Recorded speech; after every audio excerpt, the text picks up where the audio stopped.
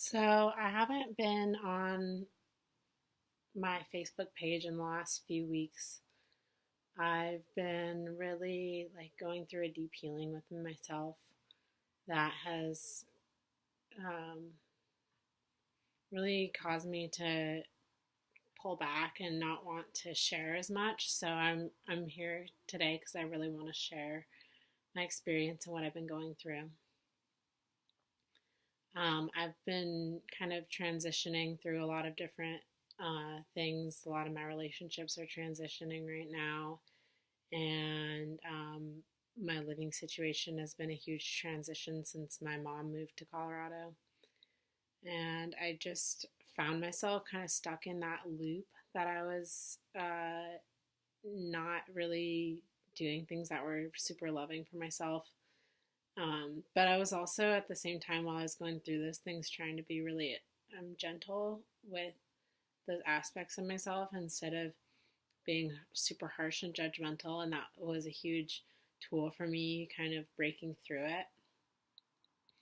So I've been doing some practices. The first thing I did was I've pretty much quit watching television, and for several weeks I quit scrolling through my Facebook because I found from the state that I was in at that time that it actually wasn't very healthy or beneficial for me to scroll through my Facebook, because instead of seeing things and feeling happy or I'm connecting with other people, it was causing that judgment cycle to come back in on myself of this person has something I can't have, and that perpetuation of jealousy that just comes from this deep belief that you can't have your own happiness.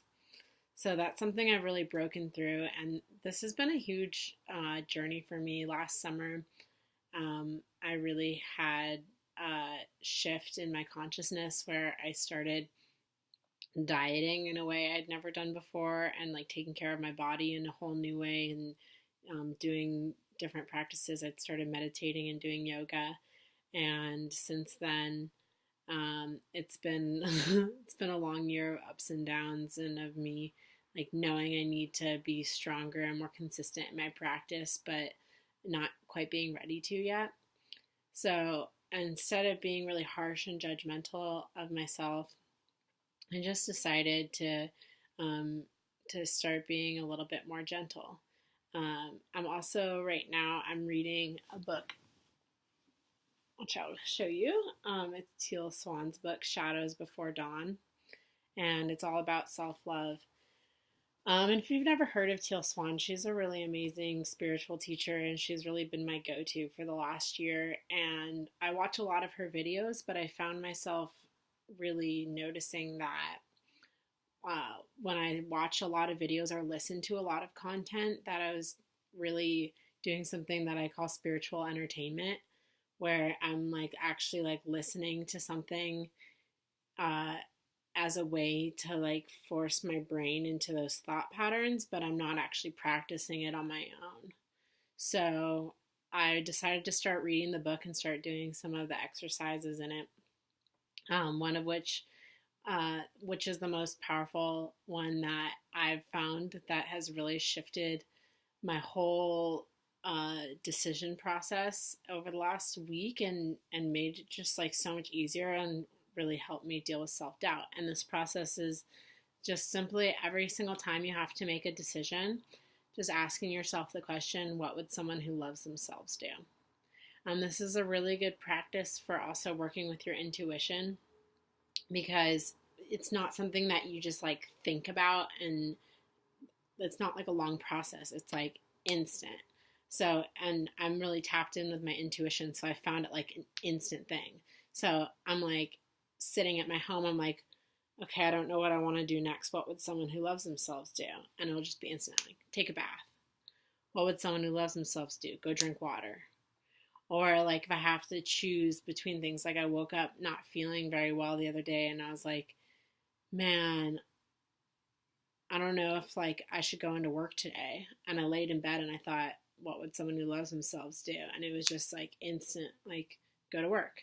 So I like got up and I got ready for work knowing that that was like the most loving thing to do rather than being caught in this mind trap that I had been putting myself in of like, oh, but I don't feel well and this is this and blah blah blah. So it's just made every single moment that I have to make my own decision about something or know what to do next, it just makes it easier.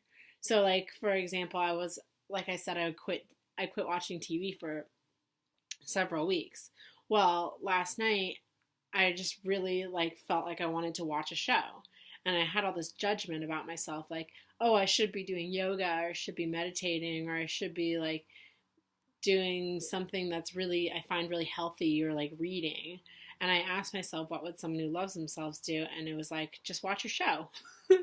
So I watched my show and I really enjoyed it, and it was really nice to relax. And it was like a bit of a reward from doing all these practices that take a lot more energy. I got to just relax for a little bit, but not feel judgmental over the fact that I was like zoning out because it was something that was really in alignment with what I wanted to do.